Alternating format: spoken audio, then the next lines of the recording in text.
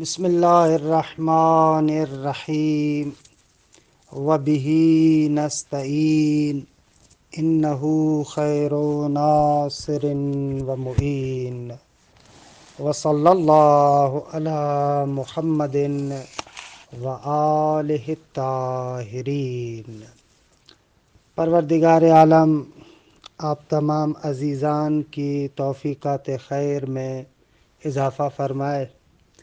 الحمدللہ گزشتہ جلسے سے عرفان نظری کے مسائل کا باقاعدہ آغاز کیا گیا۔ عرض ہوا کہ عرفان نظری کے مسائل کو اگر ایک اعتبار سے تقسیم کریں تو کل عرفان دو مسائل کے گرد گھومتے ہوئے نظر آتا ہے۔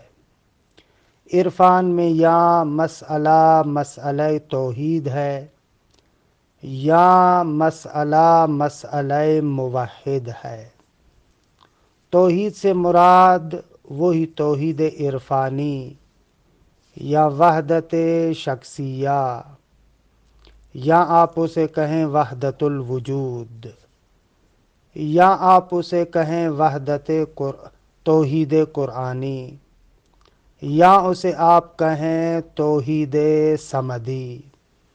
یہ سارے مختلف نام ہیں جو اس بحث کے لیے استعمال کیے جاتے ہیں۔ اچھا، عرض ہوا کہ یہ توحید کا مسئلہ بہت ہی دقیق اور عمیق مسئلہ ہے۔ ایک لحاظ سے آپ کہہ سکتے ہیں کہ یہ صراط مستقیم ہے کہ احد من السیف و ادق من الشعر، تلوار کی دھار سے زیادہ تیز ہے اور بال سے زیادہ باریک ہے۔ واقعاً یہ توحید عرفانی کا مسئلہ اسی طریقے سے ہے۔ لہذا آغاز بحث میں ہی عرض کیا کہ اگر اس توحید عرفانی سے آپ کو ایسے سمجھ میں آ رہا ہے کہ یہ عارف حلول اور اتحاد کی بات کر رہا ہے تو پہلے مرحلے میں سمجھ لیں کہ آپ نے عارف کی بات کو نہیں سمجھا۔ توحید عرفانی میں کبھی بھی حلول اور اتحاد کی بات نہیں کی جاتی۔ اور اگر آپ کو سمجھ میں آئے کہ توحید عرفانی میں ہمیں خدائی کی بات کی جا رہی ہے، یعنی جتنے بھی موجودات ہیں ان تمام موجودات کو خدا نعوذ باللہ قرار دے رہے ہیں، تو بھی آپ کو سمجھنا چاہیے کہ آپ نے عارف کی بات کو نہیں سمجھا۔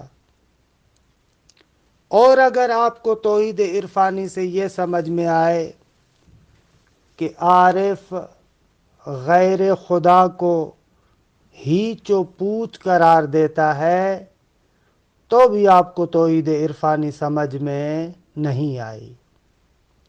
بس ہر وہ جگہ جہاں پر آپ کو ایسے لگے کہ توحید عرفانی اور وحدت شخصیہ میں حلول اور اتحاد کی بات کی جا رہی ہے یا ہمیں خدائی کی بات کی جا رہی ہے یا کثرات کا کلاً انکار کیا جا رہا ہے، تو اپنے آپ کو متہم کریں بلکہ مطمئن رہیں کہ آپ نے عارف کی بیان شدہ توحید کو نہیں سمجھا۔ اچھا، اس وحدت شخصی کو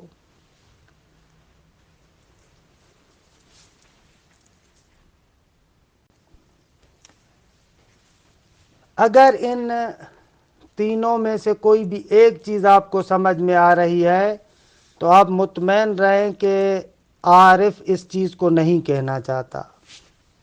اچھا، اس وحدت شخصیہ کو سمجھنے کے لیے ضروری ہے کہ ہم وحدت اور کثرت وجود کے بارے میں جو مختلف مکاتب ہیں ان کے نظریات کو ذکر کرتے ہیں تاکہ آہستہ آہستہ اس وحدت الوجود اور وحدت شخصیہ کے نظر کے قریب آ جائیں۔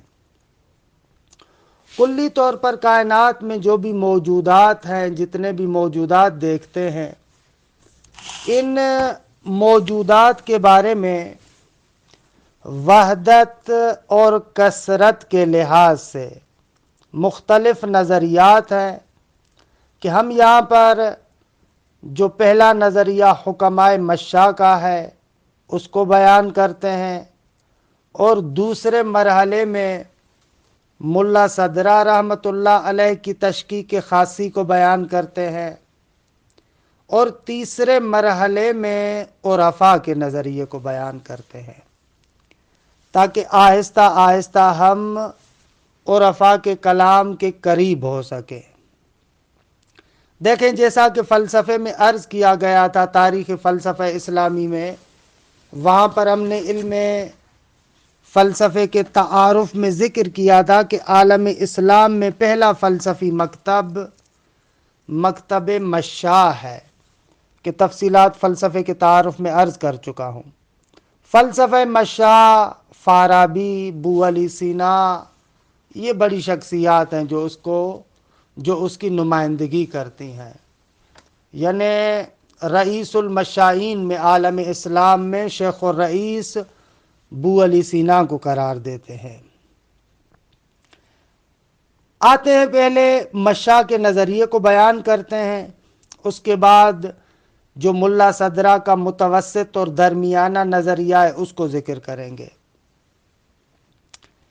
حکمائے مشاء جو فلاسفہ اسلامیین ہیں، ان لوگوں کا ماننا ہے کہ عالم خارج کے اندر، عالم خارج یعنی ذہن سے ہٹ کر، عرض کیا تھا کہ یہ اصطلاحات ممکن ہے آپ کو تھوڑی سی عجیب بھی لگے، لیکن اس کے لیے ضروری ہے کہ آپ نے حد اقل فلسفے کا تعارف اور فلسفے کے مختصر مسائل کے دروس سنے ہوئے ہوں، وگرنہ تھوڑی مشکل ہوگی۔ عالم خارج میں جتنے بھی موجودات ہیں، آغایون مشاء کا ماننا ہے کہ وجود اصیل ہے، اصالت وجود کے ساتھ ہے، اور ماہیت امر اعتباری ہے، کہ اس مسئلے کو ہم نے بدایت الحکمت میں تفصیل سے ذکر کیا ہے، لہذا اصالت وجود کے بعض کا دوبارہ میں تکرار نہیں کروں گا، تفصیلات کے ساتھ آپ بدایت الحکمت میں سنیں اس کو۔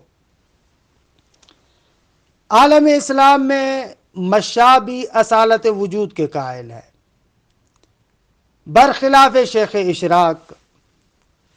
شیخ اشراق کے زمانے سے اصالت ماہیت کا نظریہ سامنے آیا، اور بعد میں بہت سارے حکماء اور عام طور پر متکلمین اصالت ماہیت کے قائل ہوئے۔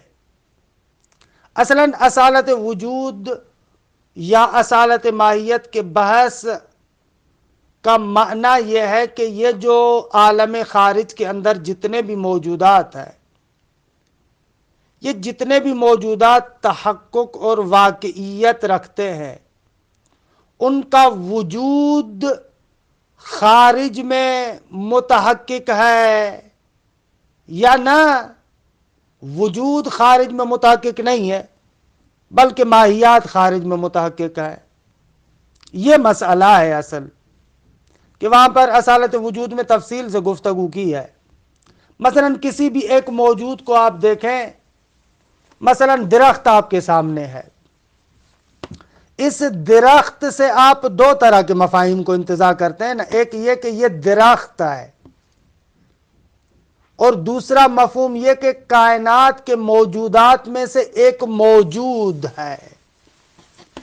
کہ اصالت وجود کے بحث میں طرح بحث اصلاً ایسے کرتے ہیں کہ جتنی بھی واقعیات خارجیہ ہے، ہویات خارجیہ ہے، ان سے کم از کم ہم دو طرح کے مفاہیم کو انتزاع کرتے ہیں۔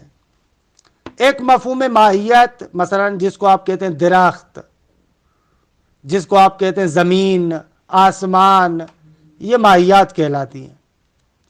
اور دوسرا مفہوم ہستی، مفہوم وجود، کہ موجودات میں سے ایک موجود ہے۔ وہاں پر ہم بیان کرتے ہیں کہ خارج کے اندر ان دونوں مفاہیم میں سے کون سا مفہوم بالذات موجود ہے؟ خارج میں متن خارج کو ہستی اور وجود نے پر کیا ہوا ہے، بھرا ہوا ہے، یا خارج ماہیات سے پر ہے؟ تو یہ مسئلہ وہاں پر آتا ہے۔ تو وہاں پر حکمہ مشاء بھی اصالت وجود کے قائل ہے، برخلاف شیخ اشراق۔ ملا صدرہ بھی اصالت وجود کے قائل ہے، عرفا بھی اصالت وجود کے قائل ہے۔ اصالت وجود یعنی وہ چیز جو بالذات خارج کو تشکیل دیتی ہے، وہ شے جو بالذات خارج کو پر کیے ہوئے ہے، وہ وجود ہے، یہ اصالت وجود۔ پس وجود حقیقتاً خارج کے اندر موجود ہے، یہ آغایون مشاء بھی کہتے ہیں۔ لیکن یہ جتنے بھی موجودات ہیں یہ خارج میں متکثر ہیں، ان کے اندر کوئی وحدت نہیں ہے، یا نہ خارج کے اندر حقیقتاً وحدت ان کے درمیان پائی جاتی ہے۔ کس چیز کو آپ مانیں گے؟ تو آغایون مشاء کا جو عمومی نظریہ ہے، یعنی ان کی طرف منسوب ہے، وہ لوگ اس بات کے قائل ہیں کہ خارج کے اندر وجود اصیل ہے، لیکن موجودات جتنے بھی ہیں وہ متباین بے تمام ذات ہیں۔ یعنی خارج میں جتنے بھی موجودات ہیں ان کے اندر حقیقتاً کوئی جہت مشترکہ نہیں ہے، کوئی ایسی چیز نہیں ہے کہ جس چیز میں یہ حقیقتاً سارے کے سارے شریک ہوں، نہ، ہر موجود دوسرے موجود سے متباین بے تمام ذات ہے، بالکل جدا گانا، کوئی ان کے اندر جہت اشتراکی حقیقی موجود نہیں ہے، سب کے سب متباین بے تمام ذات ہے۔ اچھا، اگر سب کے سب متباین بے تمام ذات ہیں تو مفہوم وجود کے اندر مشترک کیسے ہیں؟ تو وہاں پر یہ لوگ جواب دیتے ہیں کہ یہ جو مفہوم وجود کہ جس کو آپ مشترک معنوی کہتے ہیں، فرماتے ہیں کہ یہ ایک خاصیت انتزاعی ہے، اس کا تعلق ان حقائق متباینہ کی حقیقت کے ساتھ نہیں ہے، یہ ایک مفہوم خارجی ہے، ایک مفہوم انتزاعی ہے، کہ مشاء تعبیر کرتے ہیں خارج لازم کے ساتھ، ایک ایسے مفہوم میں کہ جو مفہوم خارج لازم ہے اور ان کی حقیقت سے خارج ہے، اس کے اندر یہ سارے کے سارے مشترک ہیں۔ دوسرے لفظوں میں مشاء اس طریقے سے کہتے ہیں، مشاء کا معنی ہے کہ عالم واقع، عالم نفس الامر جو بھی ہے وہ صحنہ کسرات ہے، کسرات کا صحنہ ہے، کہ جتنی بھی کسرات ہیں وہ آپس میں کسی قسم کا ارتباط نہیں رکھتی، کسی قسم کا ارتباط نہیں رکھتی، یعنی کوئی وحدت حقیقی نہیں ہے، کوئی اشتراک ذاتی نہیں ہے، ایسا ارتباط کہ جو اشتراک ذاتی کو بیان کرے، وحدت حقیقی کو بیان کرے، نہ، اس طریقے سے کوئی اشتراک نہیں ہے، بلکہ مفہوم وجود کو جو آپ مشترک معنوی کہتے ہیں اور کہتے ہیں کہ وہ واحد ہے، وہ فقط اور فقط مفہوم کے اندر اشتراک ہے۔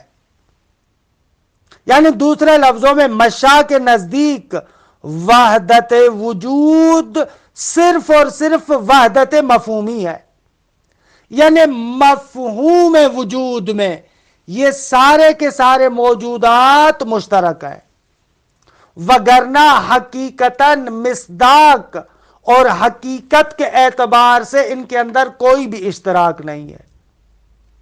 یہ مشاء کا معروف نظریہ ہے۔ البتہ ایسے نہ کہوں کہ یہ مشاء کا نظریہ ہے، یعنی مشاء کی طرف منسوب ہے، کہ آغایون مشاء اس نظریے کے قائل ہے،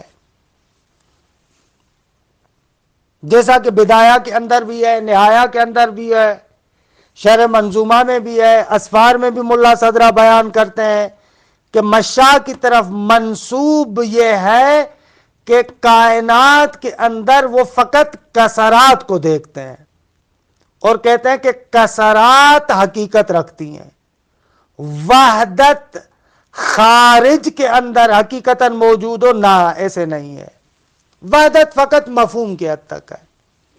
یہ آغا یوں نے مشاء کی جانب منسوب ہے کہ بدایہ کے آغاز میں اس کو تفصیل سے بیان بھی کیا ہے کہ پس آپ کہہ سکتے ہیں حکما اور فلاسفہ مشاء کے نزدیک کثرت حقیقی ہے بغیر وحدت کے، یعنی خارج میں کوئی وحدت نہیں ہے، کثرت ہی کثرت ہے، کہ عمومی ذہن بھی ایسے ہی ہے، عامیانہ ذہن جو ہمارا عرفی اور عامیانہ ذہن ہے وہ موجودات کو اسی طریقے سے دیکھتا ہے، ہم لوگ ایسے ہی عامیانہ طریقے سے سمجھتے ہیں، بھائی زمین ایک جداگانہ موجود ہے، آسمان ایک جداگانہ موجود ہے، انسان ایک جداگانہ موجود ہے، اسی طریقے سے جتنے بھی موجودات ہیں وہ اصلاً جدا وجود ہے، وہ اصلاً جدا وجود ہے، وہ اصلاً جدا وجود ہے، ہم عام طور پر ایسے ہی مشاہدہ کرتے ہیں، ہم لوگ سمجھتے بھی ایسے، عمومی ذہنیت یہی ہے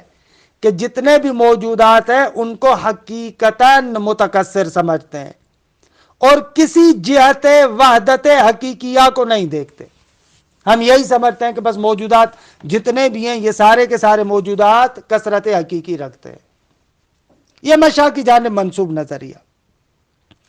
البتہ جو اہل دقت ہیں وہ کہتے ہیں کہ یہ قول مشاء کی جانب منسوب ہے، لیکن حقیقتاً محققین مشاء اس نظریے کے قائل نہیں ہیں، بلکہ محققین مشاء جو یہ لفظ استعمال کرتے ہیں کہ جتنے بھی موجودات ہیں یہ متباین ہے، بقول ملا صدرہ کے کہ یہاں پر متباین یا تباین تخالف کے معنی میں ہے، نہ کہ متباین بے تمام ذات اپنے معنی میں۔ مثلا مرحوم علامہ حسن زادہ آمولی رحمۃ اللہ علیہ شرح منظومہ کے تعلیقے میں مشاء کی جانب جو یہ قول منسوب ہے اس کے بارے میں یوں کہتے ہیں آپ، جلد نمبر 2 صفحہ نمبر 118 پر کہ التباین فی عباراتہم فی الوجودات بمعنی تخالفها و تغایرها، یہ جو تباین موجودات کے اندر وجودات کے اندر پایا جاتا ہے اور حکمائے مشاء کی عبارتوں میں آتا ہے، اس سے مراد تخالف اور تغایر ہے، نہ کہ تباین بتمام ذات، یہ مراد نہیں ہے۔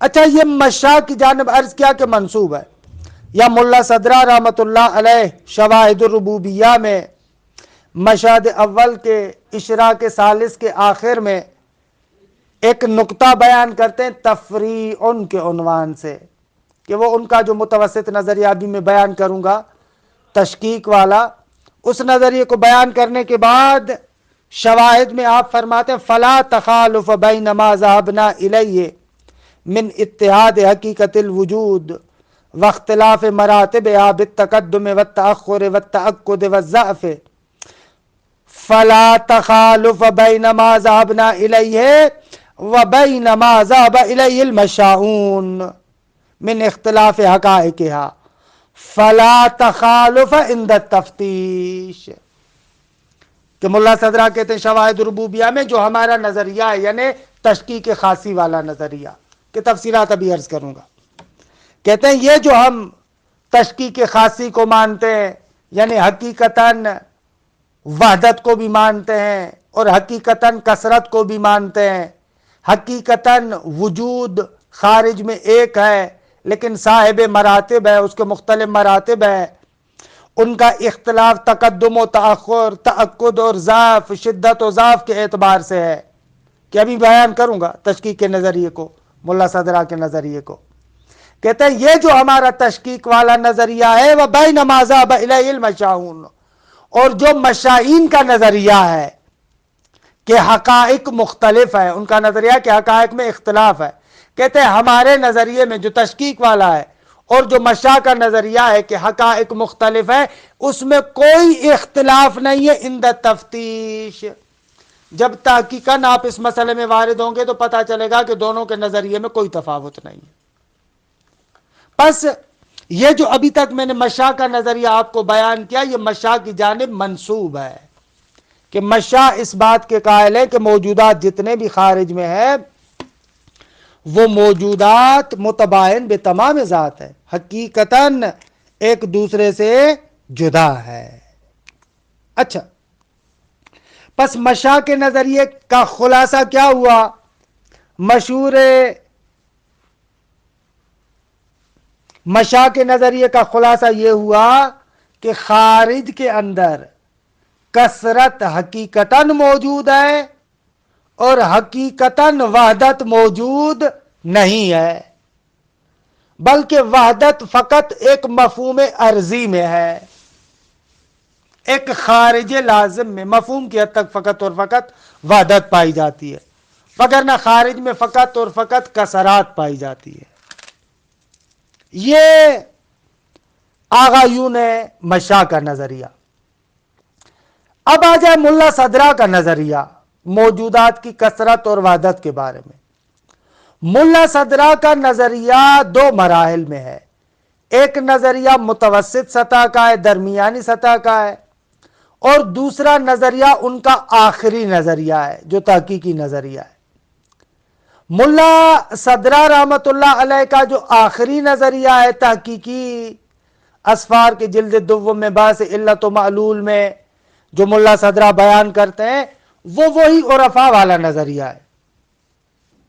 اس میں عرفاء کے نظریے میں اور ملا صدرہ کے نظریے میں کوئی فرق نہیں ہے، آخر میں ملا صدرہ وہی عرفاء کی بات کرتے ہیں، لیکن عرفاء کے اس نظریے سے پہلے متوسط سطح پر ایک اور نظریہ ذکر کیا ہے کہ شاید اس درمیانے نظریے کو پل بنایا ہے کہ فوراً آپ ڈائریکٹ عرفاء کی نظر کی طرف جائیں، شاید آپ قبول نہ کر پائیں، لہذا ایک پل کی ضرورت ہے، درمیانی متوسط نظریے کی ضرورت ہے تاکہ آپ اس کو پل بنا کر آہستہ آہستہ عرفاء کی بات کی طرف جائیں۔ وہ درمیانہ نظریہ ملا صدرہ کا ہے تشکیک خاصی کے نام سے۔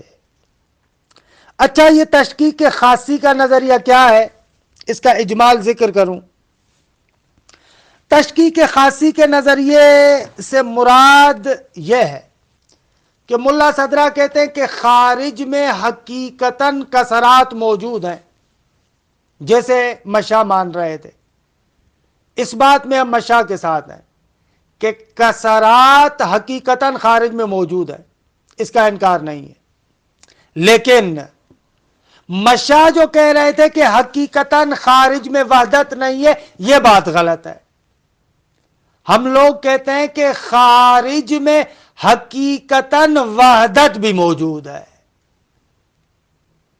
بس یہ تشکیک خاصی کے نظریے میں اس نقطے پر زور ہے کہ حقیقتاً کثرات بھی موجود ہے اور حقیقتاً وحدت بھی موجود ہے، برخلاف مشاء کہ وہ کہہ رہے تھے کہ حقیقتاً کثرات موجود ہے، وحدت نہیں ہے، لیکن ملا صدرہ کہتے ہیں نا، خارج میں ایک وجود مشترک ہے، لیکن ایک وجود مشترک ایسا ہے جو صاحب مراتب ہے۔ معمولاً اس تشکیک خاصی کے نظریے کو بیان کرنے کے لیے مختلف مثالیں دیتے ہیں۔ مثلا مثال نور، آپ فرض کریں کہ ایک منبع ہے جہاں سے نور نکل رہا ہے، اس منبع سے نور نکل رہا ہے، اب جیسے جیسے وہ نور آگے بڑھتا ہے، نیچے آتا جاتا ہے، مثلا اوپر منبع ہے، اب یہ نور آہستہ آہستہ جیسے نیچے آتا ہے تو اس کی شدت میں کمی آتی جاتی ہے، کمی آتی جاتی ہے۔ مثلا سورج کا نور، سورج منبع ہے نور کا، اب بالکل سورج والی جگہ پر اگر جائے تو وہاں پر جو روشنائی ہے فرض کریں وہ 100% ہے، 100 درجے کی روشنی ہے، لیکن وہی روشنائی فرض کریں جب نیچے آتی ہے چاند کے ساتھ ٹکراتی ہے، مثلا وہی جو 100 درجے کی روشنی ہے، وہی سورج والی روشنی جب چاند پر پڑتی ہے تو وہ روشنی مثلا 60 درجے پر پہنچ جاتی ہے۔ یہ مثال دے رہا ہوں کہ اس میں گیر نہ دیجیے گا کہ اس میں بہت زیادہ پھنسنے کی ضرورت نہیں ہے کہ سورج کے مورد میں تو 100 درجے کی، اور آپ کیسے کہہ رہے ہیں کہ چاند کے مورد میں جب وہ روشنائی پہنچتی ہے تو 60 درجے کی پہنچتی ہے. نہ، مثال فقط سمجھانے کے لیے کہ عرض کر رہا ہوں کہ وہی ایک روشنی جب سورج کے ساتھ ہے بالکل اس کے قریب تو یہ روشنائی بہت ہی شدید ہے، لیکن جیسے ہی وہ روشنائی وہاں سے چلتی ہے چاند پر پڑتی ہے مثلا وہ کتنی بن جاتی ہے؟ 60 درجے کی. وہی روشنائی پھر جب زمین پر پڑتی ہے، مثال کے طور پر وہ سورج کی روشنائی آئی ڈائریکٹ چاند پر پڑی، مثال کے طور پر چاند سے لگ کر وہ روشنی مثلا زمین پر آئے، مثال کے طور پر اب جیسے ہی زمین کی طرف آئے گی تو اور زیادہ ضعیف ہوگی. جتنا جتنا یہ روشنائی اور نور سورج سے دور ہوتا جائے گا اتنی اس روشنائی کے اندر کیا ہوتا جائے گا؟ ضعف آتا جائے گا.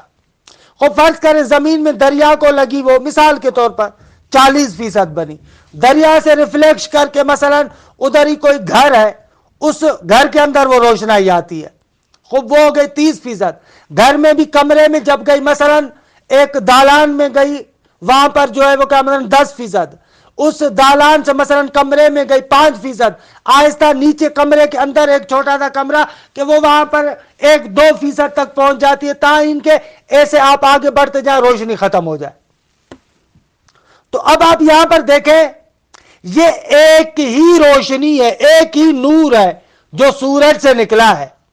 وہی ایک نور سورج کے مرحلے میں 100 درجے کا ہے، نیچے آیا مثلا 70 80 اور 60 درجے کا، اور نیچے آیا 30 40 مثلا درجے کا، اور زیادہ نیچے آیا مثلا 10 5 یہاں تک کہ ختم ہو جائے. تو اب آپ اگر اسی نور کو مختلف درجات اور مراتب میں دیکھیں تو آپ کو ایسے لگے گا کہ نور کے مختلف درجات ہیں. ایک جگہ پر نور بہت زیادہ شدید ہے، ایک جگہ پر نور مثلا ضعیف ہے، ایک جگہ پر اور زیادہ ضعیف ہے، ایک جگہ پر اور زیادہ ضعیف ہے. ایسے نور کے مختلف درجات اور مراتب آپ کے سامنے آتے ہیں. ملا صدرہ کہتے ہیں حقیقت وجود بھی ایسا ہی یہ نور کی طرح ہے، ایک ہی وجود ہے. دقت کیجئے گا، ایک ہی وجود ہے جو عرش سے لے کر فرش تک پھیلا ہوا ہے. ایک ہی حقیقت ساریہ ہے، ایک ہی حقیقت وجود ہے جو تمام مراتب کے اندر سریان رکھتا ہے. لیکن ایک ہی وجود ہے، مختلف درجات ہیں اس کے، مختلف مراتب ہیں اس کے، صاحب درجات ہے، مختلف مراتب ہیں اس کے. ایک مرتبہ بہت زیادہ شدید ہے کہ اس سے زیادہ شدید مرتبہ نہیں ہو سکتا، پھر اس سے کم تر، پھر اس سے کم تر، پھر اس سے کم تر، یہاں تک کہ نیچے آتے آتے وجود بالکل ضعیف ہو جائے. ملا صدرہ کہتے ہیں حقیقت وجود اسی طریقے سے ایک حقیقت واحدہ مشککہ ہے. مشککہ یعنی صاحب مراتب، یعنی صاحب درجات، جس کے بہت زیادہ درجات ہیں. شدید ترین مرتبہ جو وجود کا ہے اس کو ہم کہتے ہیں واجب الوجود، تشکیک خاصی کے بنا پر. خدا وجود کا وہ شدید ترین مرتبہ ہے، عالی ترین مرتبہ ہے کہ جس مرتبے سے بڑھ کر کوئی مرتبہ نہیں ہے، جس مرتبے سے بڑھ کر کوئی عالی ترین مرتبہ نہیں ہے، کہ اس کو ہم کہتے ہیں واجب الوجود. پھر آہستہ آہستہ جیسے جیسے وجود کے دوسرے مراحل کو دیکھتے ہیں وہ ضعیف سے ضعیف تر ہوتے جاتے ہیں. اس شدید ترین مرتبے کے علاوہ جتنے بھی بقایا دوسرے سارے مراتب ہیں ان مراتب کو ہم کہتے ہیں ممکن الوجود. درست؟ یہ نظریہ ملا صدرہ کا ہے کہ اس نظریے پر اگر آپ غور کریں، یہاں پر ہم کہتے ہیں حقیقتاً ایک وجود ہے جو تمام مراحل کے اندر سریان رکھتا ہے، پس وحدت حقیقی ہے. واقعاً حقیقتاً خارج کے اندر ایک وجود کے اندر تمام موجودات شراکت رکھتے ہیں، برخلاف مشا کہ مشا کی طرف جو منسوب نظریہ تھا وہ کہہ رہے تھے جتنے بھی موجودات ہیں وہ متباین بے تمام ذات ہے. لیکن ملا صدرہ کہتا ہے نہ، جتنے بھی موجودات ہیں وہ حقیقتاً، واقعاً اور سچ میں حقیقت وجود کے اندر شراکت رکھتے ہیں، نہ کہ فقط مفہوم واحد کے اندر شراکت ہو، نہ نہ نہ نہ نہ۔ اچھا، دوسری بات یہ کہ بھائی جب ایک وجود تمام مراتب میں سرایان رکھتا ہے تو نعوذ باللہ کیا پس یہ سارے کے سارے موجودات خدا ہیں؟ نہ، ایک وجود ایسا ہے جو صاحب مراتب ہے، جس کے مختلف مراتب ہے، ایک مرتبہ شدیدہ ہے اور ایک مرتبہ ضعیف ہے، اور دوسرے مراتب بھی مثلا متوسط ہے۔ تشکیک خاصی کے نظریے کے اعتبار سے جو شدید ترین موجود ہے، جو وجود شدت کے لحاظ سے اپنی آخر اور انتہا کو پہنچا ہوا ہے، اس کو ہم کہتے ہیں واجب الوجود۔ باقی جو دوسرے مراتب وجود ہے وہ دوسرے مراتب وجود وجود ضعیف ہے، اسی شدید ترین مرتبے کے ساتھ قائم ہے، اگرچہ ان تمام مراتب کے اندر اصل وجود سرایان رکھتا ہے، اصل وجود سرایت رکھتا ہے، لیکن وہ واجب الوجود نہیں ہے، وہ ممکن الوجود ہے۔ پس وجود تشکیک خاصی کے اعتبار سے حقیقتاً ایک حقیقت ہے جو عرش سے لے کر فرش تک سرایان رکھتی ہے، لیکن ایسی حقیقت ہے جو صاحب درجات ہے، صاحب مراتب ہے۔ پس جب جیسے ہی آپ نے کہا نا صاحب درجات ہے، صاحب مراتب ہے، تو ان درجات اور مراتب سے آپ کے پاس کثرت کا تصور آتا ہے کہ اس تشکیک خاصی کے بحث کو بھی بدایت الحکمت کے اندر بڑی طول و تفصیل کے ساتھ ذکر کیا ہے، وہاں پر حتماً یا آپ نے مراجعہ کیا ہوگا، اگر نہیں سنا تو وہاں پر جا کر سنیں۔ یہ ملا صدرہ کا نظریہ ہے تشکیک خاصی کا۔ اچھا، اگر آپ ہماری مثال پر آپ نے توجہ کی ہو تو ہم نے تشکیک خاصی کو اس طریقے سے بیان کیا کہ حقیقت وجود کو ایک حقیقت ساری قرار دیا، یعنی جو تمام مراتب میں سرایان رکھتی ہے، برخلاف ان بعض لوگوں کے کہ وہ لوگ تشکیک خاصی کا ملا صدرہ کا نظریہ بیان کرتے ہوئے سطحی طریقے سے بیان کرتے ہیں۔ مثلاً بعض حضرات آ کر نور کی مثال اس طریقے سے دیتے ہیں کہ اس سے وحدت سریانی نہیں سمجھ میں آتی بلکہ وحدت سنخی سمجھ میں آتی ہے۔ مثلاً آپ ایک جگہ پر بیٹھے ہوئے اور آپ کے پاس 100 گلاس ہے یا ظرف ہے کہ ان 100 گلاسوں کے اندر آپ نے پانی ڈالا ہوا ہے، تو اب یہ سارے کے سارے جو 100 گلاس پانی کے ہیں اصل پانی کے اندر شریک ہے، لیکن یہ وحدت سنخی ہے، وحدت سریانی نہیں ہے، وحدت سنخی ہے، اور 100 گلاس بھی ہے۔ یا مثال ایسے دیتے ہیں، مثلا ٹیوب لائٹ کا نور، مثلا سرچ لائٹ کا نور، مثلا ستاروں کا نور، مثلا چاند کا نور، مثلا سورج کا نور، یہ ساری جتنی بھی چیزیں ہیں ٹیوب لائٹ سے لے کر سورج کے نور تک، یہ تمام کی تمام اشیاء اصل نوریت میں، اصل نور میں شریک ہیں، لیکن کیونکہ یہ ٹیوب لائٹ کا نور ہے، وہ سرچ لائٹ کا نور ہے، وہ ستاروں کا نور ہے، وہ چاند کا نور ہے، وہ سورج کا نور ہے، اس اعتبار سے کثرت بھی وجود میں آ رہی ہے۔ معمولاً یہ مثال ذکر کرتے ہیں کہ اس مثال کی وجہ سے پھر ملا صدرہ کے نظریے کو غلط برداشت کرتے ہیں۔ برداشت یعنی سمجھ، فہم، فارسی کا لفظ استعمال کر رہا ہوں، نہ کہ اردو والی برداشت۔ اردو میں برداشت یعنی تحمل کرنا، فارسی میں برداشت یعنی فہم، ادراک، کیا سمجھ رہا ہے اسے۔ تو ان لوگوں کا اس مثال سے غلط فہم ہے، اس سے آ کر وحدت سنخی کو لیتے ہیں۔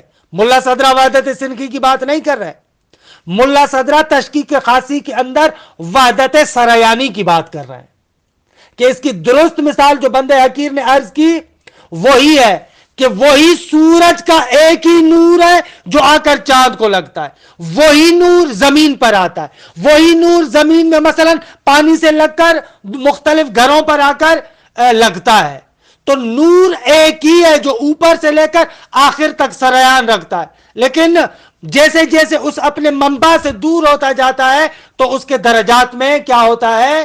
کمی آتی جاتی ہے۔ تو تشکیک خاصی کی مثال یہ درست ہے۔ اچھا، یہاں پر میں ایک نقطے کی جانب توجہ دلاؤں۔ دیکھیں، جب بھی ہم مثال دیتے ہیں نا، مثال کے اندر ایک جہت مقرب ہوتی ہے جو آپ کو مطلب کے قریب لے کر جاتی ہے، لیکن مثال کے اندر بہت ساری جہات ایسی ہوتی ہیں جو مبعد ہوتی ہیں، انسان کو دور کرتی ہیں۔ تو مثال کا ممثل سے مطابق ہونا تمام جہات کے اندر ضروری نہیں ہے، لہذا کوئی بندہ ایسے نہ ہے ہماری اس مثال کے اندر آ کر مناقشہ کرے اور جہات مبعدہ کو لا کر آ کر اصل وجود پر اشکال کرے۔ نہ مثال میں تو ایسے ہے نا، مثال فقط ہم اس اعتبار سے دے رہے ہیں کہ ایک حقیقت واحد ہے نور جو سریان رکھتا ہے، اور ایک حقیقت واحد ہے جو صاحب مراتب ہے۔ مثال فقط اس جہت میں، اس کے علاوہ اور کوئی جہت مد نظر نہیں ہے۔ بقایا کسی بھی جہت سے اگر آپ اشکال کرنا چاہیں، آپ کا اشکال وارد نہیں ہے۔ فقط اس جہت سے مثال دے رہا ہوں کہ نور ایک حقیقت واحدہ جو تمام مراتب میں سریان رکھتی ہے، تمام مراتب کے اندر ظہور رکھتی ہے، تمام مراتب میں ساری ہے، صاحب مراتب ہے۔ یہ تشکیک خاصی ہے، نہ کہ آپ آئیں اور آ کر وحدت سنخی کو لینا۔ یہ متاسفانہ بڑے افسوس سے کہنا پڑتا ہے کہ موجودہ زمانے میں بعض جگہوں پر یہ جو مثال دی گئی نور کی، اور اس نور کے مثال کو ٹیوب لائٹ سے لے کر سورج تک لے کر گئے، تو بہت سارے لوگوں نے اس سے وحدت سنخی کو سمجھا کہ یہ بات غلط ہے، کہ اپنے مقام پر جہاں پر ملا صدرہ کا ہم نے تشکیک خاصی کا نظریہ بیان کیا ہے فلسفہ صدرائی میں، وہاں پر تفصیلات عرض کی ہیں کہ بدایہ کی طرف آپ رجوع کریں کہ بدایہ میں بہت ہی تفصیل کے ساتھ ان کو بیان کیا ہے۔ تو پس وحدت شخصی ہے ملا صدرہ کے نزدیک، لیکن یہ وحدت سریانی ہے۔ وحدت سریانی ہے یعنی کیا؟ یعنی ایک حقیقت واحدہ ہے جو تمام مراتب کے اندر سریان رکھتی ہے، کہ جس کے بے شمار لامحدود مراتب ہے، شدت اور ضعف کے اعتبار سے لامحدود اس کے کیا ہے؟ مراتب ہے۔ اچھا، یہاں سے دیکھیں ملا صدرہ ان سے تفاوت کرتا ہے مشا سے۔ مشا نے کہا تھا کہ وحدت حقیقتاً نہیں ہے، لیکن ملا صدرہ کہتے ہیں کہ نہ، وحدت حقیقتاً ہے۔ اچھا، وحدت کے ساتھ ساتھ ملا صدرہ کہتا ہے کثرت بھی حقیقت ہے، لیکن یہ کثرت مختلف مراتب کی وجہ سے وجود میں آئی ہے، لہذا وحدت ساری ہے ان تمام مراتب میں۔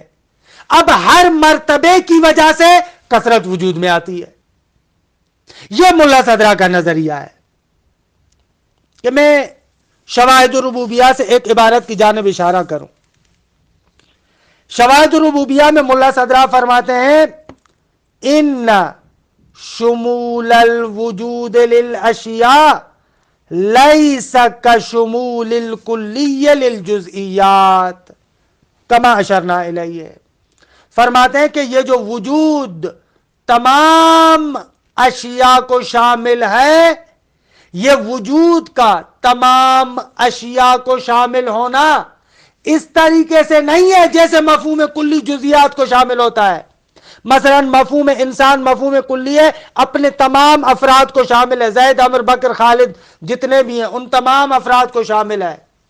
ملا صدرہ کہتے ہیں وجود کا شمول اشیاء پر اس طریقے کا شمول نہیں ہے، بل شمولہ من باب الانبساط والسریان، بلکہ وجود کا شمول جو اشیاء کی نسبت سے ہے وہ انبساط اور سریان کے باب سے ہے، یعنی ایک حقیقت ساریہ ہے جو تمام مراتب میں دکھ رہی ہے۔ شواہد ربوبیہ اشراق سوم مشہد اول صفحہ نمبر 135۔ یا اپنے بعض اور کتابوں کے اندر ملا صدرہ کہتے ہیں یہ جو تشکیک خاصی ہے یہ اسی طریقے سے جیسے نفس رحمانی، کہ انشاءاللہ آئندہ مباحث میں عرض کروں گا کہ یہ عرفاء کی ایک اصطلاح ہے نفس رحمانی. جیسے نفس رحمانی تمام مظاہر کو شامل ہے عرفاء کے نزدیک، ملا صدرہ کہتے ہیں ہمارے نزدیک وجود اسی طریقے سے تمام مراتب وجودی کو شامل ہے. مثال دیکھ، عبارت دیکھ ملا صدرہ کی رسالہ مشاعر میں، شمول حقیقت الوجود للاشیاء الموجودہ لیس کشمول معنی الکلی للجزئیات وصدقہ علیہ. فرماتے ہیں حقیقت وجود جو اشیاء موجودہ کو شامل ہے اس کا شمول اس طریقے سے نہیں ہے جیسے ایک معنی کلی جزئیات کو شامل ہوتی ہے، جیسے کلی جزئیات پر صادق آتی ہے، نہ اس طریقے سے نہیں ہے. بل شمولہ ضرب آخر من الشمول، بلکہ یہ وجود کا جو مختلف موجودات کو شامل ہونا ہے یہ دوسرے طریقے کا شمول ہے کہ لا یعرفہ الا العرفاء الراسخون فی العلم، کہ اس شمول کو نہیں جانتا مگر عرفاء راسخین فی العلم کا گروہ. وقد عبروا عنہ تارۃ بالنفس الرحمانی، کہ کبھی کبھار اس کو نفس رحمانی کے ساتھ بھی تعبیر کرتے ہیں. تو بہرحال یہ ملا صدرہ کا نظریہ. خلاصہ کلام کے وقت گزر گیا، انشاءاللہ عرفاء کے نظریے کی کل وضاحت کروں گا. خلاصہ بحث، آغایون مشاء کا ماننا ہے کہ کائنات کے اندر جتنی بھی کثرات ہے وہ حقیقتاً کثرات ہے، وحدت حقیقی نہیں ہے. ملا صدرہ کا ماننا ہے کہ وحدت بھی حقیقی ہے، کثرت بھی حقیقی ہے. وحدت سریانی ہے اور کثرت مراتب کی وجہ سے ہے، کہ اسی لیے اس کثرت کو تعبیر کرتے ہیں کثرت نوری کے ساتھ. ایسی کثرت ہے کہ جس کثرت کے ذریعے سے وحدت نہیں ٹوٹتی. البتہ عرض کروں میں یہ ملا صدرہ کا نظریہ متوسط نظریہ ہے کہ تشکیک خاصی کے نام سے معروف ہے، کہ بقول بعض بزرگان کے کہ تشکیک خاصی کے بنیادی 4 رکن ہیں. وحدت حقیقی ہے، کثرت حقیقی ہے، وحدت کثرت کی طرف پلٹتی ہے، کثرت وحدت کی طرف پلٹتی ہے. یہ جیسے ہی 4 بنیادی ارکان جمع ہوں گے تو تشکیک خاصی کا نظریہ وجود میں آئے گا. کہ بہرحال تفصیلات اس کی فلسفے میں بھی ہے. یہ دوسرا نظریہ ہو گیا جو ملا صدرہ کا ہے اور متوسط نظریہ. انشاءاللہ تیسرا نظریہ جو عرفاء کا نظریہ ہے وہ جلسہ آئندہ میں ذکر کروں گا. وصلی اللہ علی محمد و آل بیتہ الطیبین الطاہرین.